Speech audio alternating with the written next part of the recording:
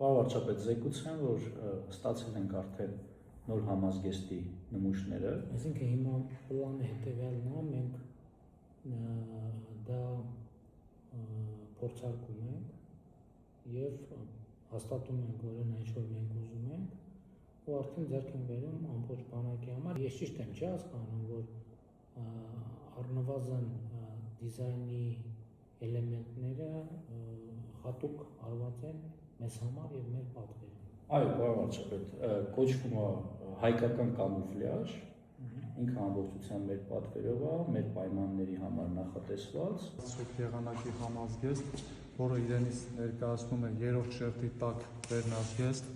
Սուրբ եղանակի վերնազգեստը դաշտային լրակազմի, հուդի անվանմամբ երրորդ շերտ, երկրորդ շերտ տակ անդրավարտիկ, առաջին շերտ տակ անդրավարտիկ եւ շապիկ համարային։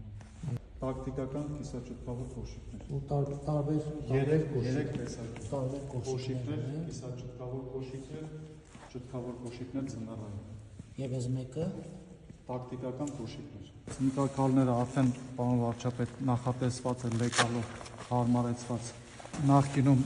այսպիսի ձևավորում չուներ, փակցվում էր կպչուն ժապավենով եւ տեղաշարժում էր, ներկայիս ապրանքատեսակում արդեն կիրառելի է հենց ցնկակալի մեջ միանգամից ցնկ եւ արմատակալը նույնպես նախկինում ժապավենով փակվում էր, ներկայիս լեկալի դեպքում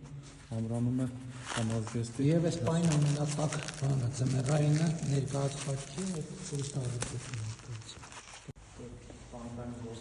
Այսինքն իրականում գլխարկների քանի տեսակ ենք ունենալու։ 3 տեսակ կիրառող եւ 4-ը ձմեռային, որը